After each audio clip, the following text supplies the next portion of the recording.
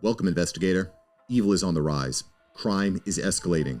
Our mission is to eliminate the crime by exposing evil, examine why it manifests, and highlight the brave souls that confront it every day. Join us as we work together to bring justice to every victim. Welcome to All Things Crime. Here's your host, Jared Bradley. Hey, everybody. It's Jared with another episode of All Things Crime. Welcome. Appreciate you being here. Appreciate you subscribing. So if you haven't had a chance to subscribe, please hit that subscribe button and the bell so you never miss an episode. So excited this morning, especially in this crazy atmosphere of being in an election year. I have Representative Tom Tiffany with me this morning. And why would I have a congressman on a true crime show? I'm sure that question is reverberating through your brain. And the reason is because 4 years ago, well, 3.5 years ago about, I met Representative Tiffany, who's out of Wisconsin, by the way, an amazing man. And I met him down in Panama. So on the flight from Miami to Panama, we were hanging out together and then had a few days in Panama together. And why were we in Panama? Because two representatives, Representative Tiffany and Representative Burgess Owens, wanted to see, first of all, they wanted to see a week or so before, they wanted to see the southern border and how porous it was back then and what was happening since the Biden administration took over. And then they really had the idea of going down to the Darien Gap and seeing all the chaos that was happening down there. So with that, that's where we met. And I went down there with Burgess Owens and again, had a great time with you, Representative Tiffany. And welcome to the show. Appreciate you being here. Yeah, good to join you, Jared. And yeah, good run up to what we did down at the Darien. And it was as a result of a trip to the southern border after it was completely unleashed by Joe Biden, first day, January 20th of 2021, when he declared open borders and the invasion of America. I heard from, I think it was down in the McAllen area, McAllen, Texas. I heard from Border Patrol, you got to look deeper than where you are at right now to see where a lot of the problems are. He said, you got to look all the way down into Central America. And that's what precipitated the trip to the Darien Gap. And it was a great pleasure to join you and others down there. It was enlightening. Yeah, for sure. And I think about what it was like back now. We were down there because honestly, I was appalled at the conditions of some of those people that were coming out of the Darien Gap. I mean, remember that one guy basically had gangrene on his feet, and the living conditions, it was just horrible. And so we knew that the incentives that were drawing all these people into, to walk through that Darien Gap and how dangerous it was. And they were even bringing children through. And I think at the time we were like, we've got to shut this down because it's causing people to get hurt. But think about, that perspective back then compared to now. I mean, it's so out of control.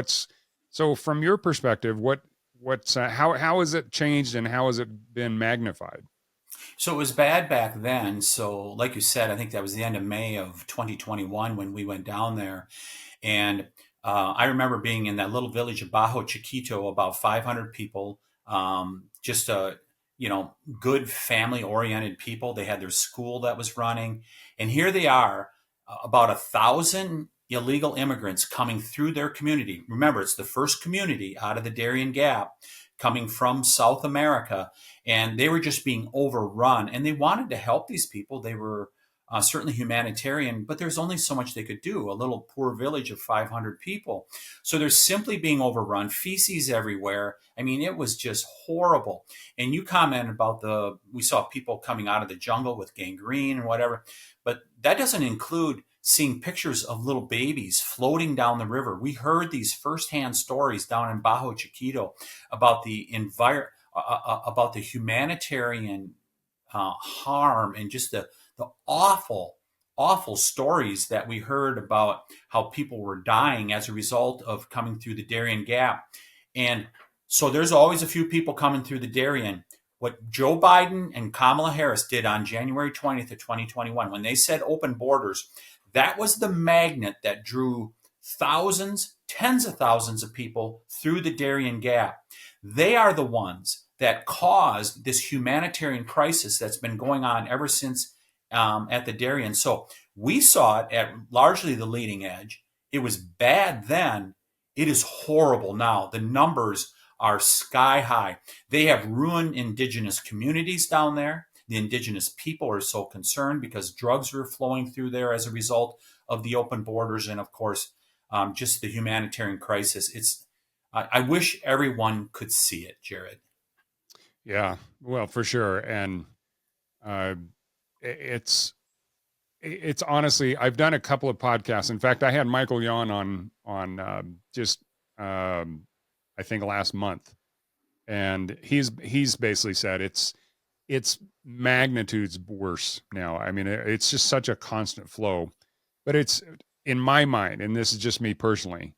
It's not a humanitarian crisis anymore. It's an invasion, and the problem is now you go from people that legitimately may have wanted to actually come up to America and be a part of America, but I think even back then, some of the people that we ran into, the entitlement that they had, like you said, when they were coming out of the jungle, they run into Baja Chiquito and those 500 residents, they're trying to help the migrants, and yet the migrants still had this air of expectation that people were going to take care of them back then.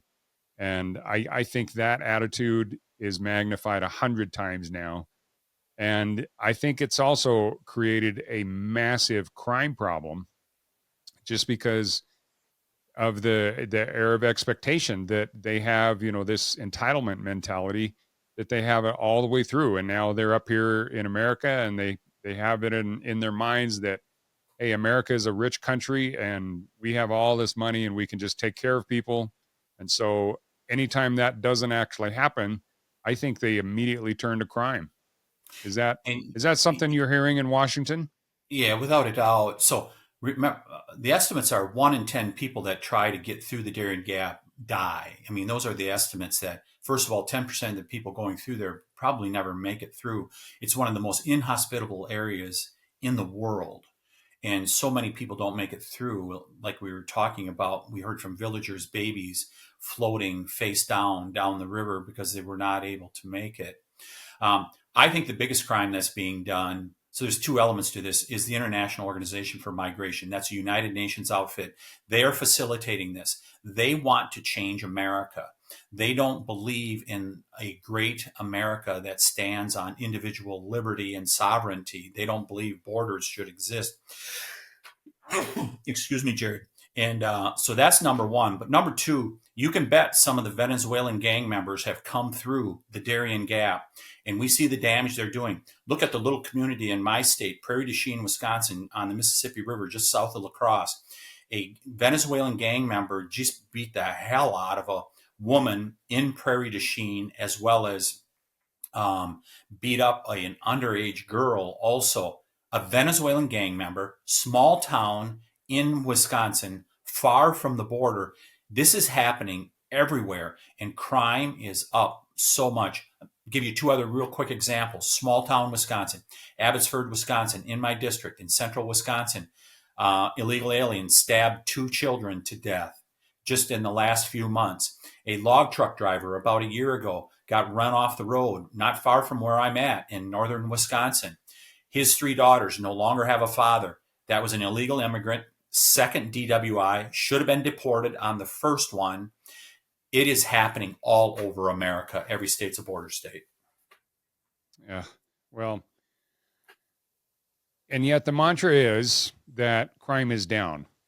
So explain to everybody why anybody would be able to possibly claim that. Yeah, crime is not down. we're seeing a number of cities that are not reporting crime now to be able to keep the statistics down. So this whole notion that crime is down is not right. Now, some will cherry pick statistics. There's lies, damn lies, and there's statistics, right, Jared? Right. And um, if you take since 2021, you can make the claim that crime is down. But if you go back to 2019, when we had a different president, crime is up significantly. And that's been fact checked ever since the debate of 2 weeks ago, when Vice President Harris said, no, that's simply not the case, that crime is up. It is up. And a big part of it is the crime that's being committed by illegal aliens. I mean, it's going on everywhere. New York, Chicago they're bad enough the way it was, becoming unlivable. You got a co-ed down at the University of Georgia, killed by a repeat offender, Venezuelan once again. I mean, it's just happening everywhere. People are not assimilating coming into this country, and they largely can't because there's just far too many. But there's no assimilation. We are becoming the countries where these people are coming from. Venezuela, Haiti, Somalia. That's what America is becoming at this point, rather than the other way around, where they assimilate to be Americans. Yes, absolutely. And I also find it staggering that, they say that the immigration numbers are down, but yet it's because they're literally flying people into the country. And then if they have an appointment based on that app that they created, I can't believe Mayorkas actually created an app to allow immigrants into the country quicker. Well, okay, so try to explain to us, based on your perspective as a congressman, the mentality that it takes for the folks that are enabling this to happen. They hate America. Alejandro Mayorkas does not like America as it is. This started all the way back in 2008, 2009, when President Obama said, we have to transform America. That ideology is following through from him to his followers. Those people populate the Biden administration. They do not believe in the shining city on the hill. They do not believe in American sovereignty. They believe America needs to be brought down a notch. Madeleine Albright said something like that back in the 1990s, and it was really quite controversial at the time. For the left, it is no longer controversial. They detest America, and they'll do anything to change it. And so Mayorkas will say anything. We've had him before the Judiciary Committee, which I sit on, and he will repeatedly lie to us. I mean, he contradicted a statement from a sheriff who is as good a sheriff as you'll find in the United States of America, Sheriff Daniels from Cochise County in Arizona. And he'll contradict statements from those people, statements of fact. He is there to help conduct that transformation. And it really is detestable to be able to see it. And I just hope people understand what they are attempting to do, and that they're going to turn America into a place that you do not recognize. I mean, look at it. People are seeing significantly longer wait times for hospitals, especially where there's a lot of illegal immigration that's been going on. When I was in Yuma, Arizona, they were talking the wait times have went up. The deficit the hospital is running in Yuma, Arizona at this point, this was over a year ago, is like $15 million a year. And they said it was all because of uncompensated care with illegal immigrants. So people can't get appointments to be able to get their health care taken care of. Their schools in some cases are overrun. They have second English language learners. So the American kids, they get the short shrift in terms of getting an education because the teachers have to spend most of their time with the second language learners. It is all across society, the harm that is being done to America. And yeah, this whole notion, I mean, you create an app for illegal immigration. I mean, it is just crazy. I especially as a veteran, I honestly, I can't comprehend the mentality that it takes to actually do what they're doing, and just allowing this invasion to happen. I understand why people would do it. I mean, if I was an immigrant, or if I was living in Colombia or some really poor country, would I want to come to America? 100%, absolutely. And so I don't blame them for wanting to come, but it's reached a point now where you just see these rivers of people that are walking toward the country or getting on buses. Again, Michael Yan was saying that camp that we saw, it was right next to the hotel when we were down there. That camp has grown into such a monstrosity now, and it's just literally, I mean, Yeah, it looks like a military encampment down there, yeah, and they're it's been industrialized, and they're using our money, the International Organization for Migration, United Nations outfit. You as American citizens pay a quarter of that into the United Nations, at least, maybe more, and they're using your money to basically invade your country. I mean, that is what's happening. If you remember, Jared, there was a young woman. I don't know, she was, I think, early teens, 13, 14 years old, that we ran into down in Darien when we were down there May of 2021. Mhm. And I believe it was Michael friended her on Facebook and followed her journey. She ended up in New Jersey, is my understanding. And she wrote a Facebook post saying, I don't know that this was the best idea to come to America. I don't see what is so great about it. And what she was doing was living in destitution. She left a country where it was, I don't remember which one of the Central American or South American countries she's from, but it was very clear America can't take care of everybody. Yeah. And she was finding out that maybe this wasn't the best thing to do, but it was the enormous pull of what the Biden Harris administration did that they're like, yeah, we got to go to America. I think there's a lot of people that have come to America the last 4 years that they actually regret it at this point because in some instances, their lives have not gotten better, especially when you look at families that their children are ending up in gangs, especially these young men. The Venezuelan gangs are rampant in America at this point. I mean, for people of a certain age like myself, we remember the mafia from the 1950s, 60s, 70s, and how they were neutered eventually. You basically have a new form of the mafia at this point with the Mexican and Venezuelan gangs that are here in America.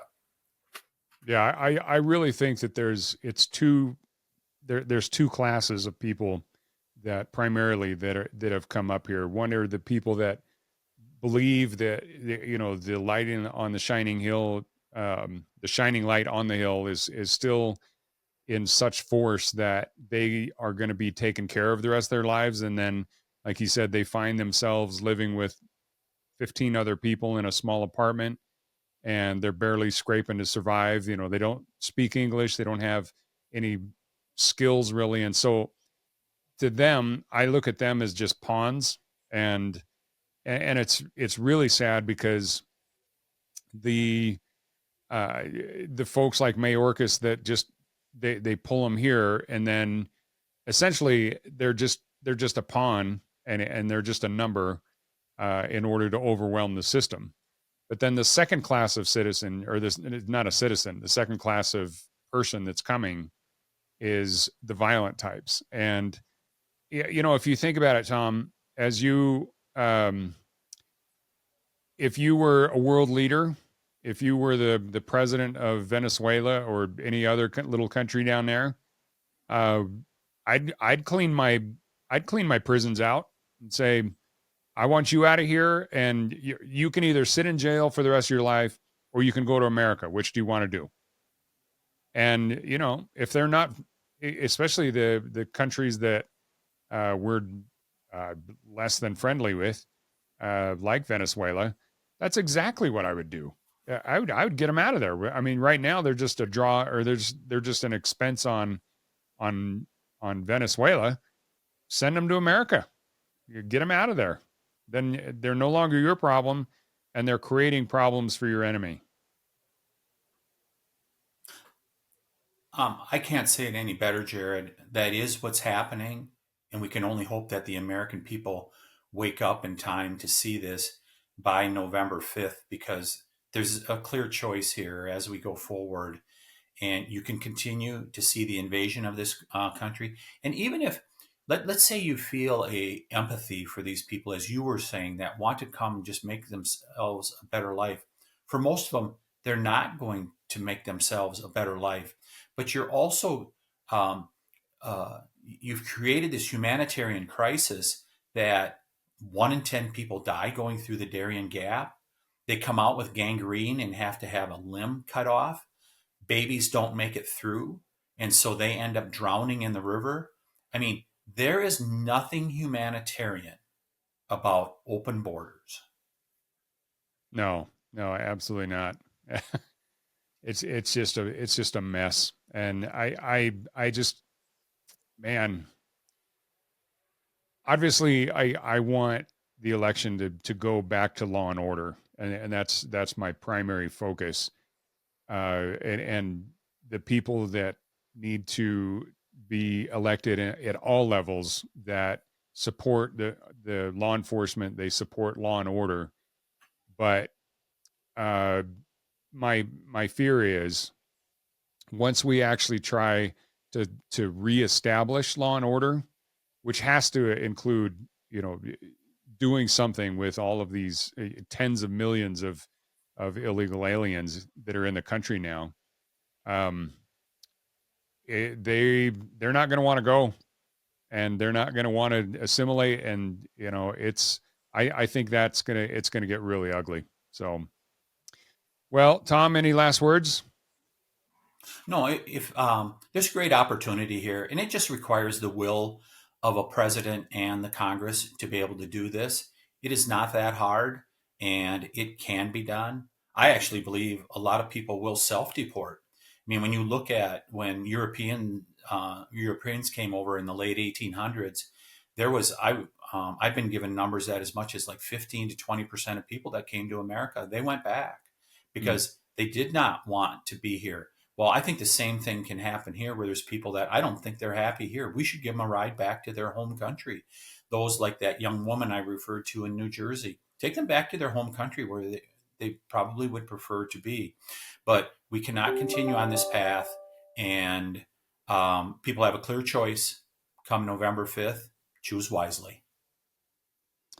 All right. Well, thank you, sir. And good luck surviving, that I don't know how you guys do it, surviving Washington, D.C., but I appreciate you being here, and I appreciate you representing Wisconsin and representing all of us. So, Representative Tom Tiffany, thank you, sir. Keep the faith. America's worth saving. Yes, sir. 100%. Thanks for joining us.